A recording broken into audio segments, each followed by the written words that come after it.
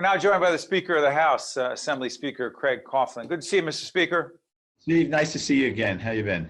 I've been doing great. Listen, let's talk property tax relief. We're taping this at the end of June, be seen a little bit later. There will be a new state budget, we hope on July 1st. What is the anchor property tax affordable New Jersey communities program specifically in terms of who gets what in terms of property tax relief and who doesn't? Sure. So what the anchor program is it started off as the governor's proposal to address the things that are most important to New Jersey. Number one, mainly affordability. You know, we got a message back in November at the election time that people were saying we're not paying enough attention to the things that matter most to them, and affordability is at the top of that list. I think it's something that we all have known for a long time, and so the governor proposed an anchor program, which is builds on the homestead rebate plan that so many people are aware of. But we've had an awful lot of good results in terms of our revenue. Revenue has been stronger than anticipated. I think there's good reasons for that. I think it has to do with some good fiscal stewardship and the way we've managed the state up till now. But it gave us an opportunity, Steve, and I advocated for expanding that anchor program to include to drive up the people who are going to benefit from that. So if you make up to $150,000, you get a $1,500 tax credit. If you make $150,000 to $250,000, you get a $1,000 tax credit. What about for renters? Renters also get something, $450 for all renters. That's about up to $150,000. $150,000, correct. So together, that's over 2 million families that are going to be benefited by this program, and folks who are going to get $1,500 tax credit. That takes the rate down, the average rate down to where we were a decade ago. It's a really big deal. Mr. Speaker, let me ask you this. What do you say to those who argue, you know what, a lot of federal money came into the state of New Jersey, the COVID relief money, windfall of dollars, that revenue that the state never had before, that we shouldn't be spending it, not only not giving it back, but shouldn't be spending it on new programs. We should be saving it, putting it away when things get rough again, and they will, particularly if in fact there's a recession. Speaker Coughlin, please. So we're well aware of the fact that a recession of some degree is likely. We're also well aware of the fact that the federal dollars eventually will be used up for other projects.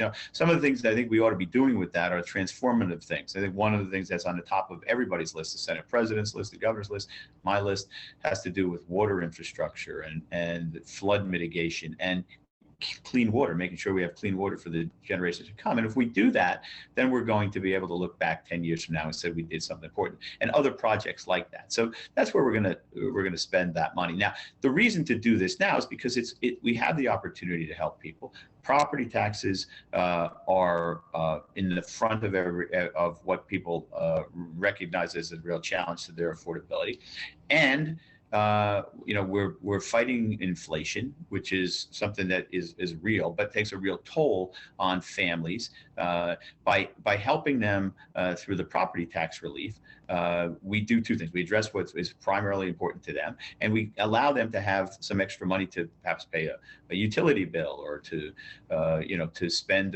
on their child's education or child care. So I would argue that we should be spending this money on people and making sure that they have that boost. Doesn't mean we're not going to squander the rest of it, though.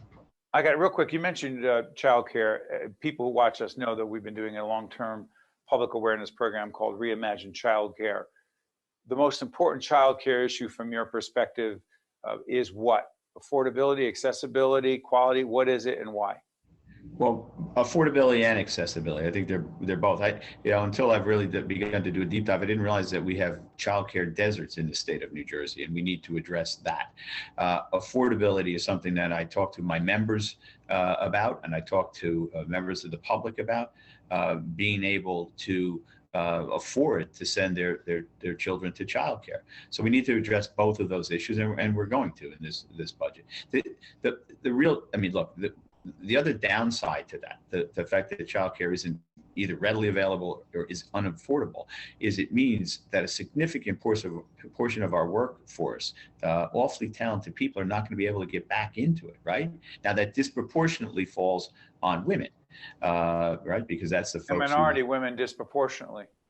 Absolutely. So giving them the opportunity to get back in the workforce, to succeed, to use their talents, and to achieve their dreams, that's what this is about.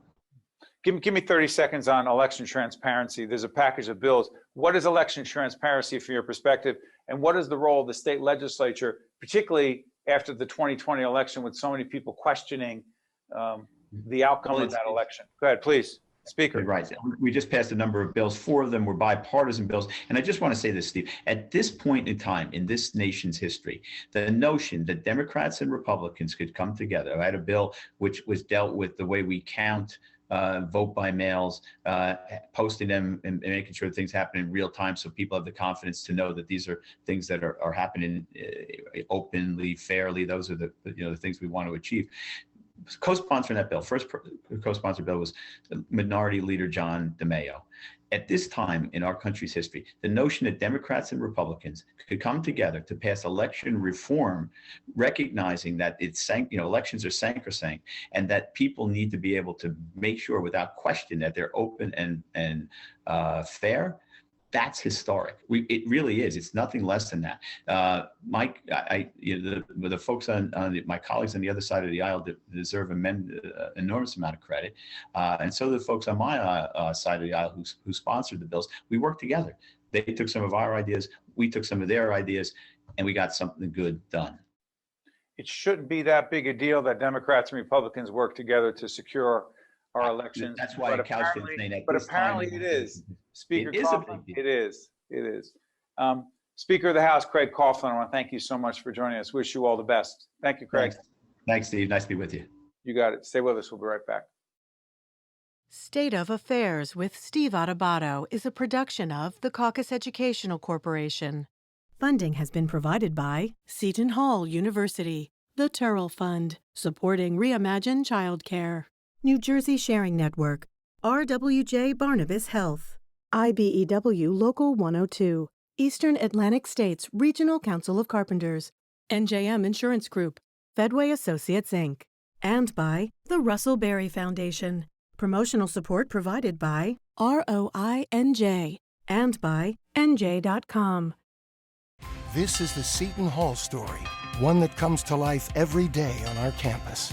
This is the place where great minds discover, innovate, collaborate, and find their true calling. This is the place where passion has a purpose, where learning inspires leading. The bonds we make, the values we teach, inspire our community to take heart and take action. This is Seton Hall University. This is what great minds can do.